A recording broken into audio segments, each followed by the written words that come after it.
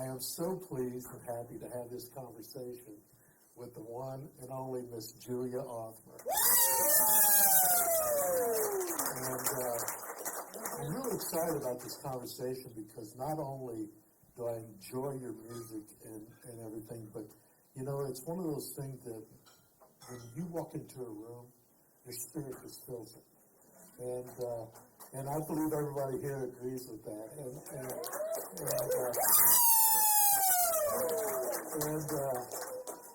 you've been a busy lady. Hopefully. Well, I like to say I'm not busy. I'm like very active with very intentional motives. Yeah.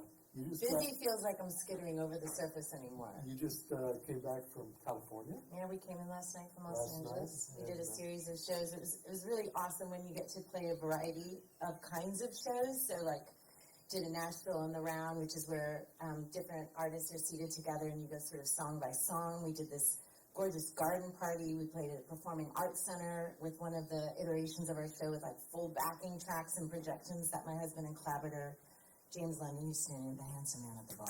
Yes.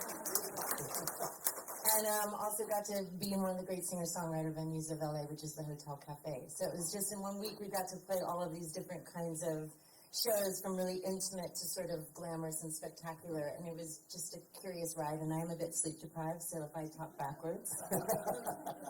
So you were in New York prior to that? Yeah, we were, my husband and I were sort of doing a self-imposed artist residency. We had just one show outside of Philadelphia, which is where I actually started playing music out. And sometimes it's really nice to sort of limit the number of inputs, not just like both figuratively and literally. And it was nice to sort of find ourselves in a space that was granted to us for a few weeks where we could just kind of focus in on our writing and our work. And then also, of course, Jersey City, if anyone has never been there, it's slamming. It's awesome. We would so, right? It's so much fun. Thank you.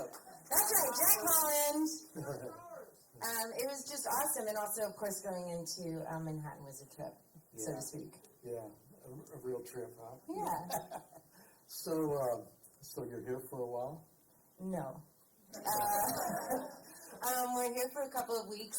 We're going to be in the studio. James and I have quite a number of projects that we're cooking, and we head to the UK.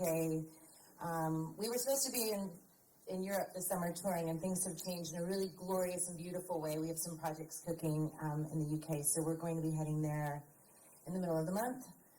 And then we're back for the Crossroads Music Fest at the end of August, and then we'll be going to France for some gigs, and then we're back in Kansas City for a gig, and then we're in Germany for a conference and some gigs. So we're sort of back and forth a bit, and we need to play in Paris together. I know. Right? Where are you going? Oh, it's going to be so good. All right, I'm actually like, Well, one of the things I really admire about you is the fact that you're doing all these things, but whenever, like us, I mean, we ask you to do this, and you're like, yeah, let's do it. And your social consciousness, and I've seen you at many, many types of events where you've given your time and your music talent to raise awareness about a lot of different issues. And I think that is just a wonderful thing, so. Well, thank you. I don't know if I do enough, but when we're in our profession, we have the privilege of having a microphone in front of our faces and spotlights on us, and I think it's really an amazing thing. If whatever influence we might have as performing artists, we might be able to point some of our listeners in the directions of things that really matter to us. I know, for example, Ebony and I, we were both playing at a performance to support women's choice in the park. And it's just really great also to build community around social issues. Environmental and social justice are two things that are really important to me. And we're just continuing to build community. We're strange creatures, artists. Like, I think sort of arts and sports hold this really magnificent space where strangers can come together and have really cathartic experiences. And I think we can build bridges in ways that might be more difficult for other paradigms and other professions. And so I don't know any artist that I'm close to that doesn't do that. Yeah. You know, I think it's a common part of what we do as artists. We often give our time, and we're very happy to do so, and we're really grateful when people pay us as well. Exactly. Not against that. Cheers.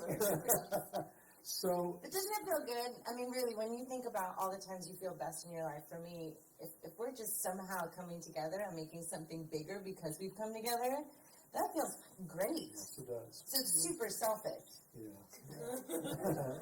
Pleasure. So, you came back to Kansas City when? In the middle of the pandemic. In the middle of the pandemic. Mm-hmm. Interesting time to move, let me tell you. Yeah. And that was not the reason for the move, though. I think there's a lot of different things. I grew up in Kansas City. I kind of feel like this is not just my hometown, but it's my heart town in a lot of ways. I've lived in Los Angeles for a while. It never felt like a heart town to me. Yeah. But it's a really exciting place. There's a lot of arts going on there and a lot of art industry there.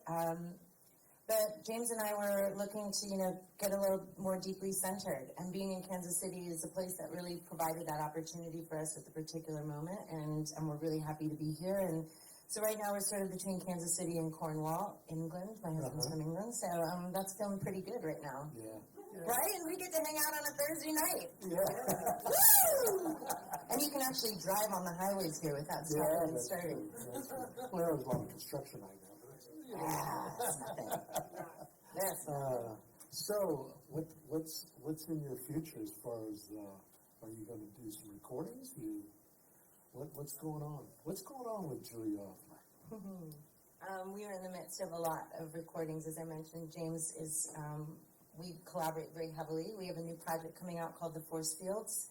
We will be releasing our first two singles this summer, which we're really excited about. It's sort of a bridge between material that we've created under my name, and this is a cosmic experience that will raise the vibrations. So hold on to your socks, people. It's going to be good.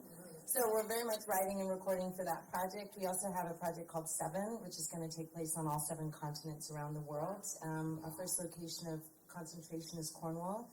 So we will be having some songs that are going to be released that address that this year. And then we're also working, sorry to speak about myself in the third person. It's not from an ego sort of thing. It's just sort of like, well, in this project, so we have so many things we're really excited and fascinated and inspired by. But there will be new materials and new recordings coming out under my name as well. We've got a lot cooking.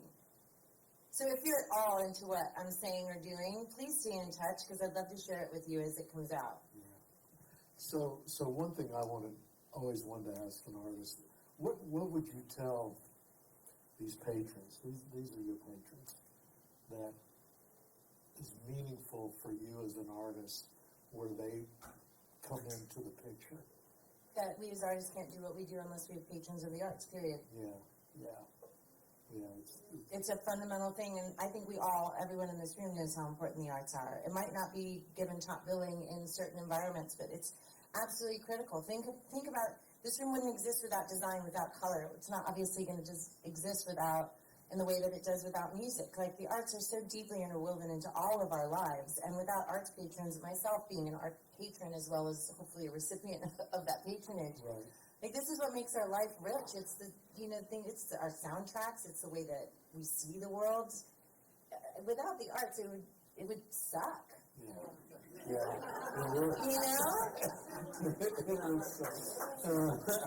And I know that every single artist is really, really grateful for those that have come through in small and huge ways to support arts, whether that's through financial support or other things. Like, sometimes you can feel really kind of alone and wondering, like, is what I'm doing making any difference? Does it matter? Is it sort of some self-satisfying ego trip? And when people step forward and maybe share with you what your work means for them or how it might affect their experience in some way, I find that, I'm going to get emotional, but like, that's the reason I do it. There's an intimacy that music can create. I have looked out into audiences of strangers and recognized that there is something really profound that's happened. And the stories that people have shared with me because of being on a stage and just that kind of connectivity is, for me, lifeblood. That is the reason for anything, whether it's art or something else. Yeah. It's the language of the soul. And I get to wear sequins. So. Yeah. That's the best part. And very high heels. Yeah. So tell us one thing about Julia Othmer that none of us would know. I can spell backwards at an alarmingly fast rate. Really? Yeah.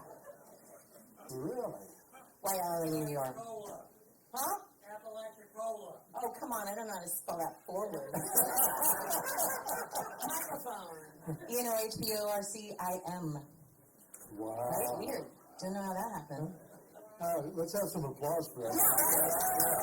Thank you so much.